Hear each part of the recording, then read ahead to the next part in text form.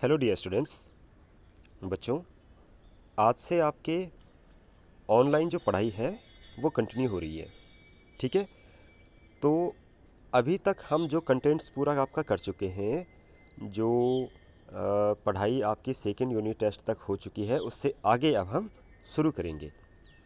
तो देखें अपने कंटेंट्स में, देखें आप, हमने कहाँ तक कंप्लीट किया है।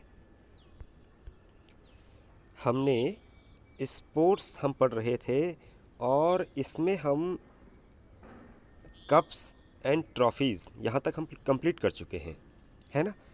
तो अब आप देखें स्पोर्ट्स ग्राउंड, ये स्पोर्ट्स ग्राउंड एंड बायोपिक्स। तो स्पोर्ट्स में ये दो टॉपिक छूट गए थे, इन्हें हम कंप्लीट करेंगे और उसके बाद हम इंटरटेनमेंट पे आगे बढ़ेंगे। ओके, तो आज है पेज नंबर 55, स्पोर्ट्स ग्राउंड। आप देखें 55 आप पेज नंबर ओपन कीजिएगा अपनी बुक का, और इसमें देखिए यहाँ पर कुछ स्पोर्ट्स ग्राउंड दिए गए हैं। आपने देखा होगा, आपने क्रिकेट के बारे में देखा होगा, फुटबॉल के बारे में देखा होगा कि जब भी बड़े बड़े टूर्नामेंट्स होते हैं तो अलग अलग कंट्रीज़ के लोग वहाँ पर इकट्ठा होते हैं, वहाँ पर परफॉर्म करते हैं, वहाँ पर खेलते हैं।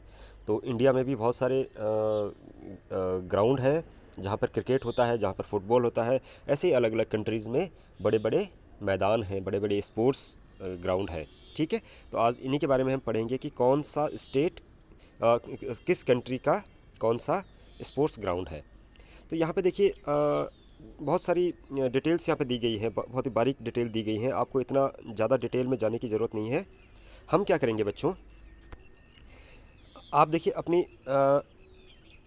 हमने यहाँ पर क्या किया है, दो भागों में इसको बांटा है, आपको आपके लर्न करने के लिए, आपको याद करने के लिए, ताकि आपको अच्छे से लर्न हो जाए। देखिए इतना सारा कंटेंट आपको याद नहीं होने वाला, ठीक है, ये सारा इतना और इतना लर्न करने की फ़िलहाल अभी आपको ज़रूरत भी नहीं है। तो हमने क्या करना है, आपका नोटबुक में आना है। ठीक है, आपने भी इसी तरीके से अपनी नोटबुक में लिखना है। आप पहले इसे अच्छे से समझ लीजिए, ठीक है, उसके बाद आप अपनी नोटबुक में इसे लिखेंगे। तो देखिए डेट और डे आपने आज का लिखना है, और जो आपका कंटेंट है आज का, जो आपका टॉपिक है वो है स्पोर्ट्स ग्राउंड। ठीक है, इसमें देखिए आपने दो पार्ट बनाने हैं। एक पार्ट में आपने एक साइड लिखना है आपने कंट्री, और दूसरे साइड में आपने लिखना है स्टेडियम, कि किस कंट्री का कौन सा स्टेडियम है। ठीक है बच्चों, अब देखिए सबसे पहले किसका नाम है, ब्राज़ील।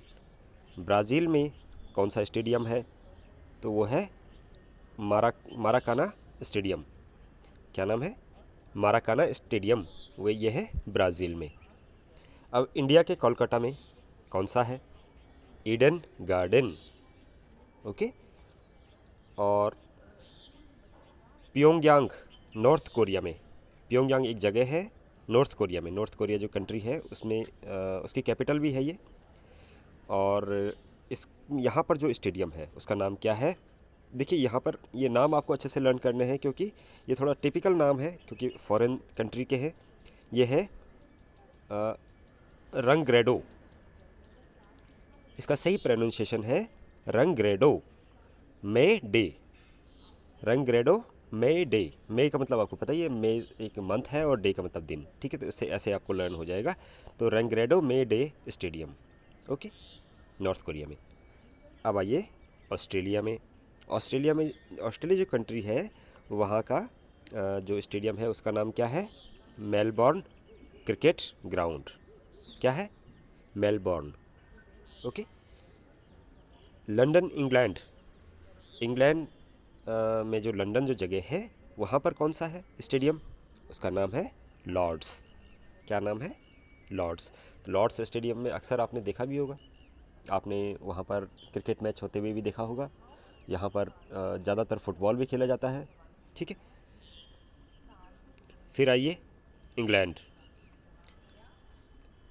इंग्लैंड में ही इसी जगह पर एक और है, हेडिंगले। क्या है, हेडिंगले। हेडिंगले स्टेडियम भी इंग्लैंड में ही है। ठीक है, यहाँ पर दो दो स्टेडियम के नाम या आपके यहाँ पर आगे हैं। अब श्रीलंका, श्रीलंका में जो जगह है उसका नाम है, एक जगह है श्रीलंका में, वो है गेले। और गेले में जो स्टेडियम है तो उसका नाम है, गेले के ही नाम से है, गेले इंटरनेशनल स्टेडियम। ओके। फिर है केप टाउन, साउथ अफ्रीका में। साउथ अफ्रीका जो कंट्री है वहाँ पर एक केप टाउन जो जगह है, उसमें एक जो स्टेडियम है उसका नाम क्या है, वो है न्यूलैंड्स। न्यूलैंड्स न्यूलैंड्स नाम से यहाँ पर भी एक स्टेडियम है। ओके। तो ये सिंपल तरीका है आपको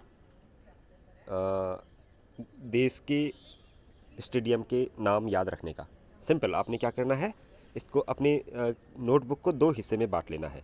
ठीक है, इस तरीके से यहाँ पर ये देखिए, एक साइड आपने कंट्री लिखा और एक साइड स्टेडियम। अगर सामने नहीं आ पा रहा है ये तो इसके नीचे लिख सकते हैं आप। ठीक है, कंट्री लिखा, फिर डैश किया और उसका आगे उसके स्टेडियम का नाम लिख दिया।